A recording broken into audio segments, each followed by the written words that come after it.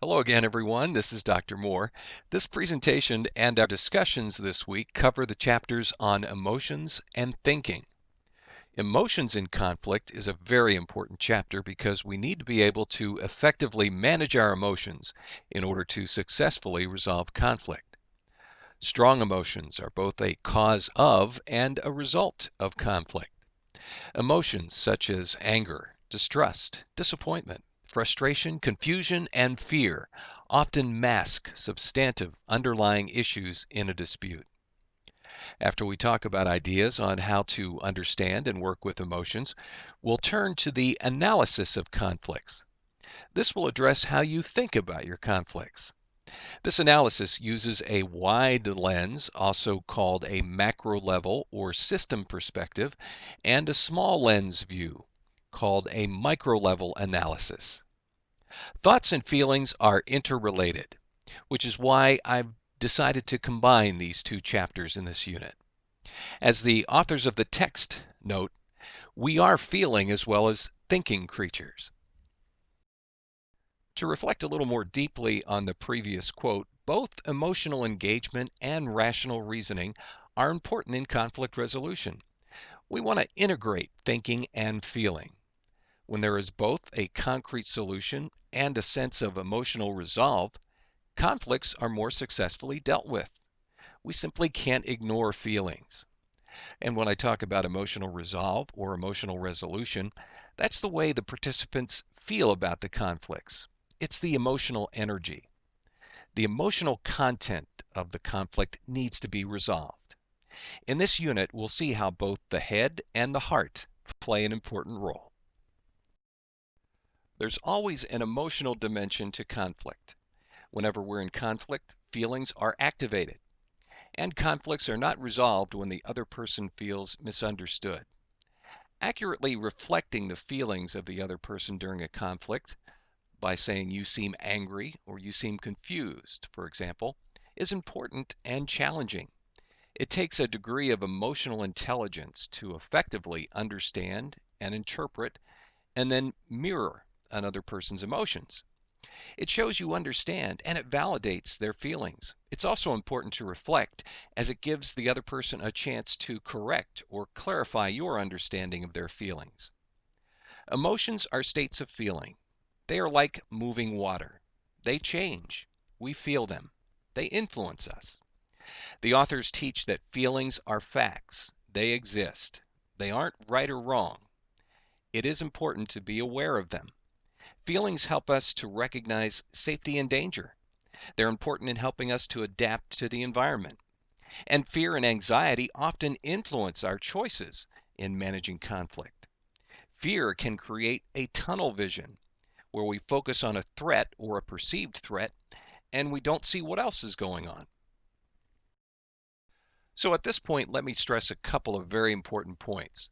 Conflict always occurs on an emotional dimension. Emotions have important functions, and they influence conflict resolution. States of emotional arousal are labeled as different feelings depending on what we believe to be true. Feelings are connected to our cognitive appraisal of a situation. In other words, what we think of a situation affects how we feel about it.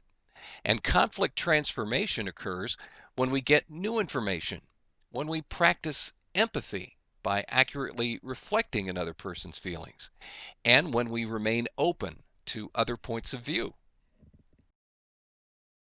Before we go further, I want to mention a couple of myths about emotions which can cause us some trouble.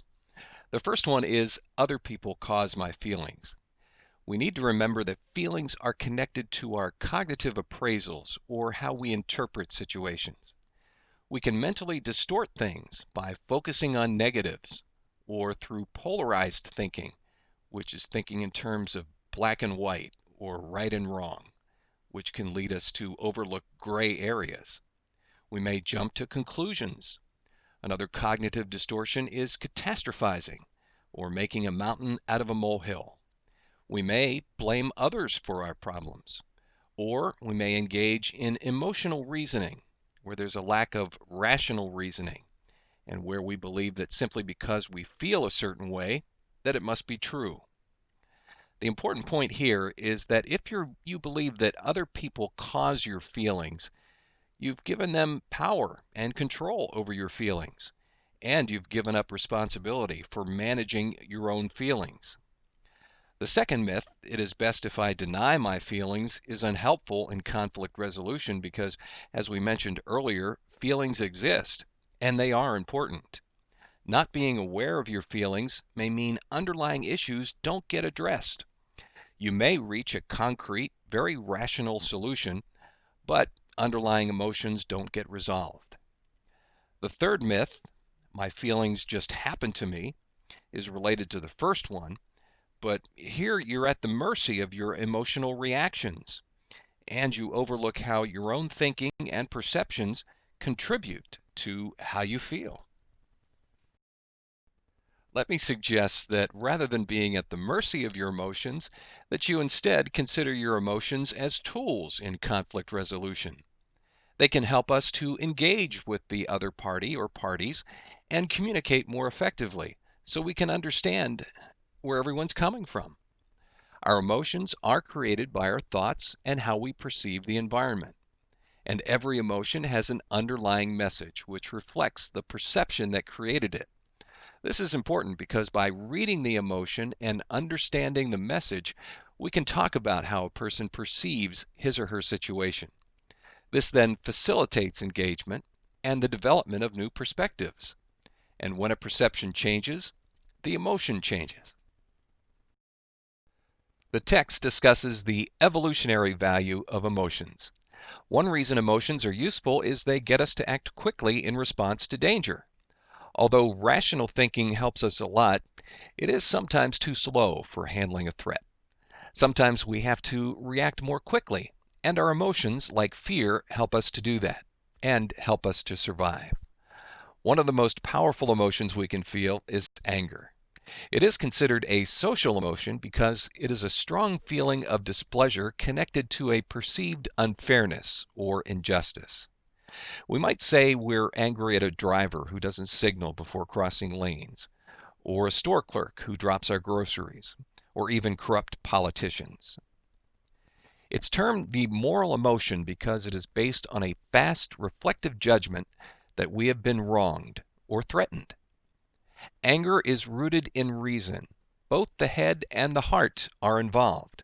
Both feed off of each other. There is an interpretation that another person's actions were unjust and create some sort of threat. We then feel angry, which affirms our perception. We may not be aware of our thinking because the anger comes on so quickly and automatically. Anger serves a social function as it alerts us to circumstances which could pose a threat to our survival in the social world. Because there's an evaluation of the person's moral intentions and a judgment of unfairness or injustice, anger gives us the energy to respond to this situation by either avoiding it or confronting it. Venting is not an effective way of dealing with anger. Venting or expressing anger in an unrestrained way doesn't help eliminate it. Think of it this way. Letting the steam off of a boiling pot of water may help temporarily, but until the underlying issue or thinking that is heating up the water is turned down, the water will keep boiling and creating more steam. But anger as a tool does have a useful function. Anger can be a source of empowerment. It helps people set boundaries. It can be a wake-up call, a motivator, and an energizer. Now the text discusses the anger-fear sequence. In this model, anger is a secondary emotion. It is activated to deal with an underlying fear, which was triggered by a perceived threat. One example is being stuck in morning rush hour traffic and suddenly realizing you're going to be late for a very important meeting at work. You know you feel angry, but underneath the anger is fear that you will get in trouble with the boss or perhaps even lose your job. As adults, anger is a more socially acceptable emotion than fear because fear leads us to experience vulnerability. Another way to understand the dynamics of fear and anger, or anger as a secondary emotion, is to imagine a tree. The root of anger or underlying anger are fear and pain. These emotions are below the surface. However, what we see on the outside is anger. Fear and pain are fueling the anger. Hocker and Wilmot provide excellent examples of anger situations on pages 203 and 204, which will help you to apply this concept. One of the objectives in this unit is to understand that conflicts kept in the mid-range level of emotional intensity are handled more effectively. It is in this mid-range that we have the greatest potential for productive conflict. Unexpressed conflict means denying your emotions, and ultimately the conflict is not resolved. Moderated emotions or regulated conflict will stop escalatory spirals, and you'll be able to think more clearly while at the same time emotionally engaging. This is where you have the greatest potential for productivity. Unrestrained conflict is ineffective because blowing up leaves people feeling bad and dissatisfied with any eventual outcome. Since anger is such a powerful emotion, it's important to learn to express anger responsibly. There are 4 steps that can help. First, verbally state the anger. Say, I feel angry. Don't leave the other person guessing. Secondly, simply acknowledge your anger rather than venting. 3, agree on a process goal. Agree to never attack each other in a state of anger. And 4, work to find the underlying reason for the anger. It doesn't go away simply because it is expressed. Finding the right words to express anger can be difficult. The XYZ formula can help. It goes like this. When you do X and identify a specific behavior in situation Y and carefully describe and objectively describe the situation, I feel Z and simply identify how you feel. This way, you take ownership of your emotions and clarify what produced the emotions. Let's move on to the next chapter, Analyzing Your Conflicts. Systems theory provides a way to understand conflicts by looking at the entire system and subsystems in organizations, small groups, and families. It is a macro-level analysis which doesn't look at blame or who is at fault, but identifies processes which keep conflicts going. The key concepts are wholeness, or looking at the entire system, organization, rather than seeing a collection of individuals, they are seen as functioning as a unit. Each person is part of a relational system. The third concept is patterning. Recurring conflicts follow patterns. We can answer the question, how does this work, by uncovering system patterns, such as triangles and coalitions. By making system changes based on conflict analysis, which affect communication patterns, we can find conflict resolution. Systems theory seeks to discover the rules that govern the system's behavior and the function that the conflict serves within the system. Just as we as individuals develop patterns of behavior, so do systems. Systems develop characteristic communication patterns, and understanding these patterns can help us understand the function that the conflict serves. I'm going to highlight just a couple of the basic principles of systems theory to help you as you study this chapter. First, systems operate as an interdependent unit. There's a concept called homeostasis, which refers to keeping the system intact. If someone does try to change their role, others will adapt to keep the system intact. They will compensate, or they will resist any change the person is making. People in a system are assigned specific roles, and the system works to keep the people in their assigned roles. Systems develop rules for conflict that, no matter how dysfunctional, are followed as long as the basic structure of the system does not change. Let me give you an example. In the treatment of an individual addicted to alcohol or other drugs, we know that it's important to treat the entire family because the family system has adopted certain rules and roles to keep the system intact and operating when the person was using. Now that he or she is not using, There's a vacuum or a change in the system. The rules and the roles in the previous system are going to be followed by family members if they're not treated, and they worked when the person was actively using. And if the recovering person is put back into this dysfunctional system, there can be a risk of relapse. Systems theory has been very helpful in the treatment of alcoholism and other drug addictions. Systems with intense relationships tend to produce triangles. Triangles behave in predictable and sometimes toxic ways over time. Whenever two people are in a conflict and a third person is brought into it, it becomes a conflict triangle. Sometimes this third person becomes a buffer, diffusing some of the conflict or alleviating some of the tension.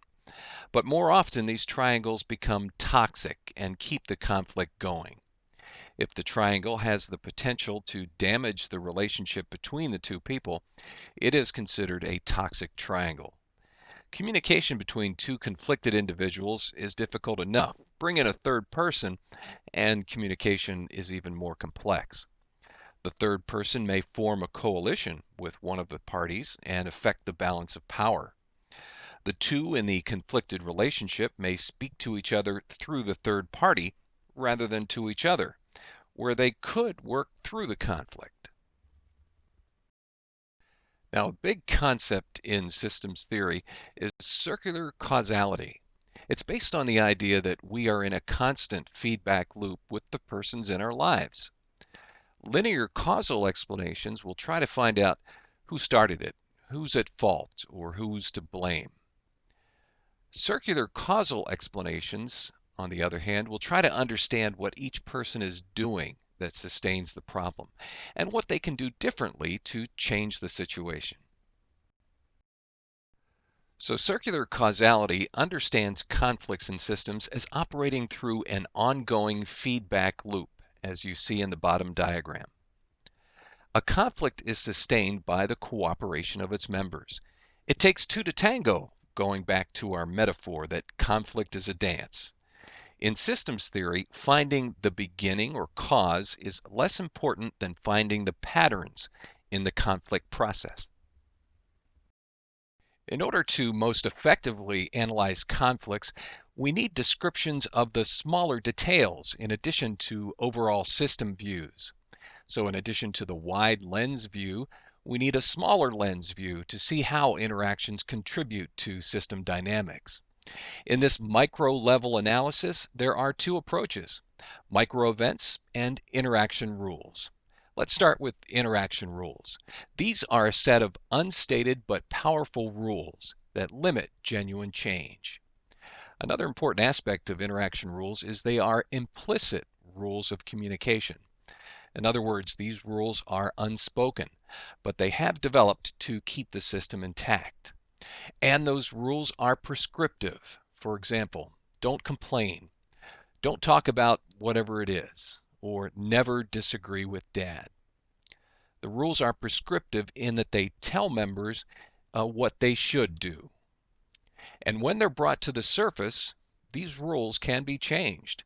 Some steps for bringing system rules to the surface are mentioned in the text. Micro-events are another approach to micro-level analysis. They are similar to rules, but descriptive rather than prescriptive in nature. They describe representative episodes of interaction in conflicts. You get a sense of "here we go again" when they occur. They are repetitive loops of observable interpersonal behavior with a redundant outcome. These communication patterns often cycle back and forth and keep people trapped in a conflict. And this is important, they give information about other interactions. Not every interaction is a micro event. Just to clarify, let's consider the analogy of rain. Very small amounts of water from rain is in the form of drops, and larger amounts combine to form puddles. Micro events, the drops, can pool into larger conflicts, just as drops make up a puddle.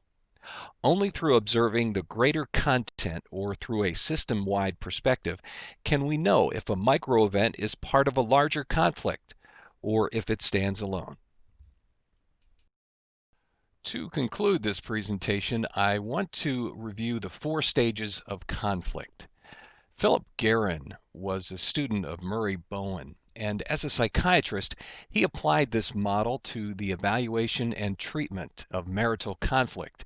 He identified 4 stages or manifestations of conflict.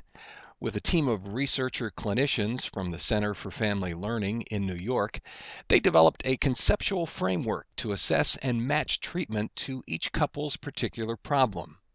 They found that troubled couples tend to fall into one of 4 categories, and each is best suited to a particular treatment approach. Stage 1, there is minimal conflict, open communication, and sharing power. There are just mild conflicts and no significant distress for the system. In stage 2, there is significant conflict that is seen as causing a problem. Criticism increases, but there's still little power polarization, and distress appears.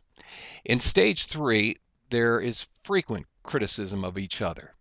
The members are unable to exchange information accurately, and they engage in highly intense interactions, and there are serious power struggles and polarization.